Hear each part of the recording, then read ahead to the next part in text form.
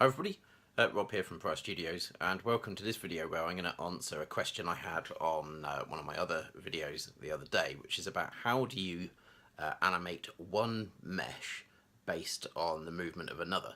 And after thinking about this a little bit, there's a really easy solution to this, and you can use it for anything from replicating kind of some soft body stuff to footprints in the snow, impacts on walls. Maybe you could have kind of if a projectile was to kind of hit a wall, you could have a dent left like that.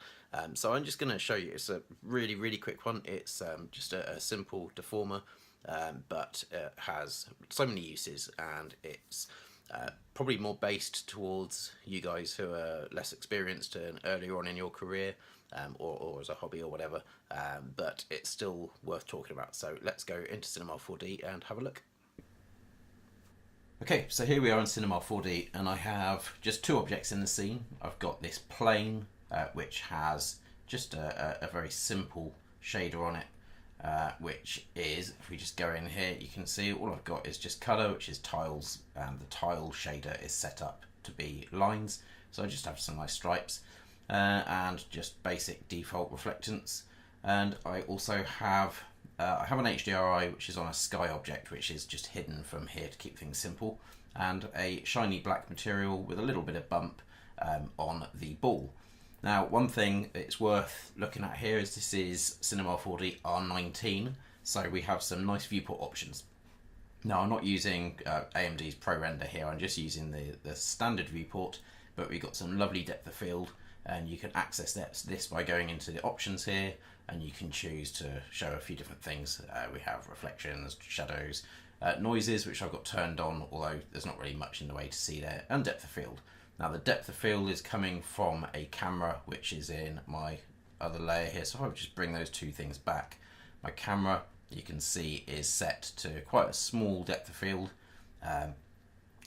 so we have just under an f-stop of 1, and this means that we get a really nice bit of focus on this area of our image, which you get to see in the perspective viewport as well, which is pretty cool, and a really nice feature, because I use very limited depth of field a lot in my work, so being able to see that up front is really cool. Okay, so let's just hide those two things again. I don't need to be paying any attention to those. So I've got my plane and my sphere, and what I want to do is I want to take this sphere, I want it to be able to indent this, almost like it's kind of a heavy ball dropping onto like a bed mattress or a sheet or something like that. So let's just zoom in just a touch more. So at the moment, when it intersects, nothing is happening, and this tutorial is going to be very quick. It's more an introduction to a tool than a tutorial. So what we're going to do is we're going to come to the deformers, and we're going to add a what's it called? A collision deformer. We're going to make the collision deformer a child of the plane, and all you need to do to make this work is open up the attributes for the collision here, and if we go to colliders, any mesh that you want to be able to interact with that collider, you drag into that field, and that's it.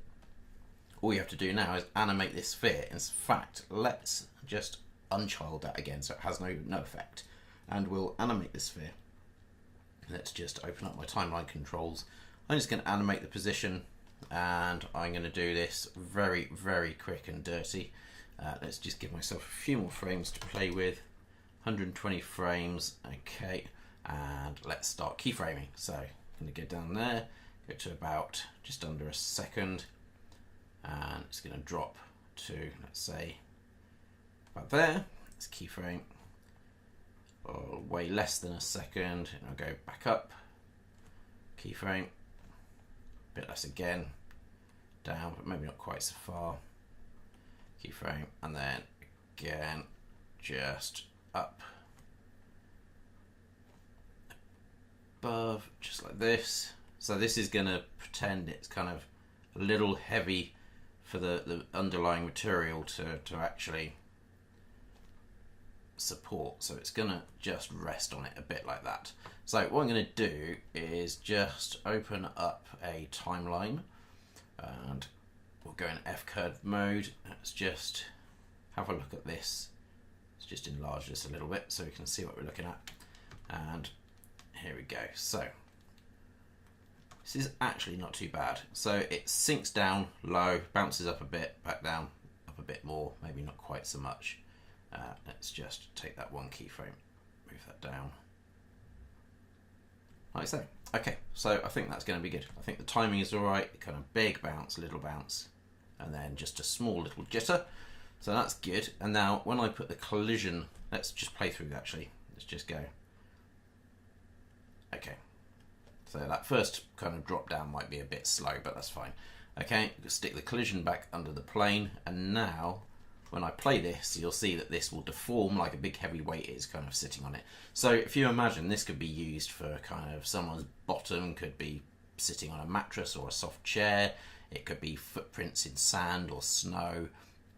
There are better options for doing that because you want the footprints to stay. So you could use like a proximal shader for that kind of thing, which we'll talk about in another video. But for this, I think just as something which is a temporary interaction, I think the collision deformer is much better. So let's have a look what that looks like. There you go. And so you can see that the timing in that animation is actually not great, but you can see what happens here, and that actually works surprisingly well. Okay, let's just show that. Smooths up quite nicely. I think I probably want to add a subdivision surface to the actual mattress or sheet, or whatever you want to call it. But there you go. That's a quick answer to the question. So thanks for that. If you have any other questions, please let me know. And hopefully this has just opened up a new deformer that you may have not played with before. If you would like me to go through and cover all the other deformers, then I'm happy to do so. But please subscribe, leave a comment, let me know. If this was too basic, then please tell me and I'll do more advanced stuff, or vice versa. If you'd much rather I covered all the basic stuff, then tell me. And thanks very much. I'll see you all again soon.